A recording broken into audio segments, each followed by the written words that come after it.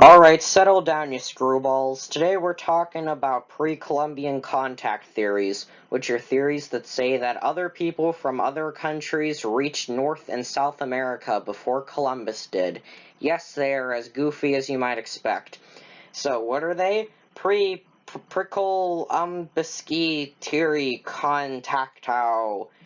Nomavia Popolsku, Professionum tin film, yes, but, oh boy.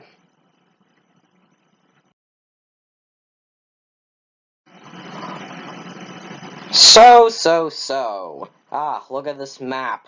These are the Americas, as I'm sure you know. Before we begin, please know that Christopher Columbus is not, in fact, the devil, and the Vikings staying for a year in Canada does not make them conquerors of the final frontier or anything.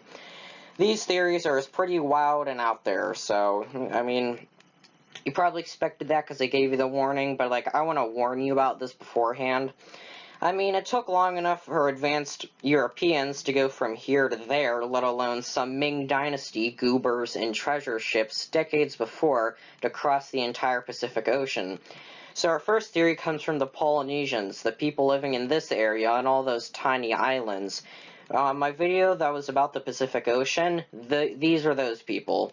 For all my uneducated friends out there, they're the ones with tiki torches and coconuts.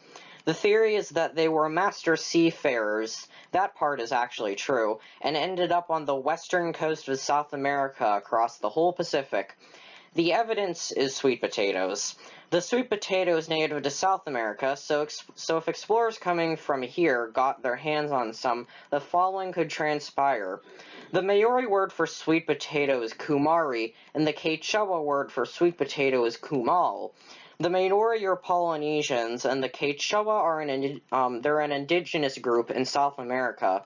Many Polynesian languages and Amerindian languages have similar sounding words for sweet potato, so could it be that Polynesian explorers got their hands on some sweet potato, learned the word and brought it back home, hence the presence of sweet potatoes on their islands? Maybe. What's more is that if you remember from this video, then you might remember that Native Americans on the California Channel Islands exist. Well, what if I told you that they might have been paid a visit to as well, based on boats, not yams? Apparently, native-made boats on the islands are remarkably well made and resemble that of the ones made by Polynesians, specifically Hawaiians. Crazy, since they both border the Pacific. Hawaiians could have just sailed to the coast of the Americas. I mean, they're close by. Sorta, kinda. Next, the Ming Dynasty Chinese, who went all the way across the Pacific, out into the great blue beyond and reached California, way on the other side. Yeah, I'll let you sit with that for a second. This one doesn't have much backing it up other than it just sounding cool. I mean, the Ming Dynasty's navy was questionable. Their vast fleets of treasure ships were a hallmark of their existence, but a long voyage armada capable of navigating an unfamiliar ocean seems unlikely. Like, can you imagine a bunch of Ming-era treasure ships rolling up to the coast of SoCal and founding San Francisco or something and calling it, like, New Shanghai? The most evidence for this is basically some inscriptions and etchings and, like, some wood and things like that. I didn't care much because none of it sounds true. The third and probably weirdest one is Ireland, which, I mean, colonizing the Americas sounds a little sketch.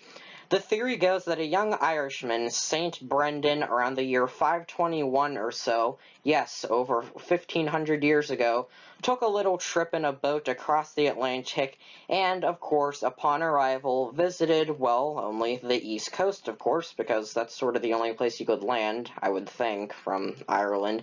They did, like, a test on it a while ago, and they confirmed that it was real, like, that the voyage was possible, so, you know, that's fun.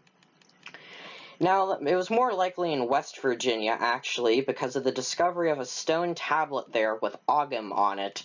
What's Ogham?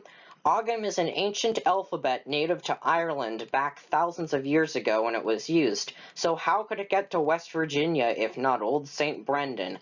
I mean, surely it's not all a fake, right? Oh no! I'm sure many an Irish patriot would love to credit the discovery of the Americas to St. Brendan and see America's true flag, the green, white, and orange tricolor, billowing proudly in the wind high above the U.S. But unfortunately, I hate to bust your bubble, but that ain't what happened, Chief. Dobak Zhenya, nasa prenemarazm.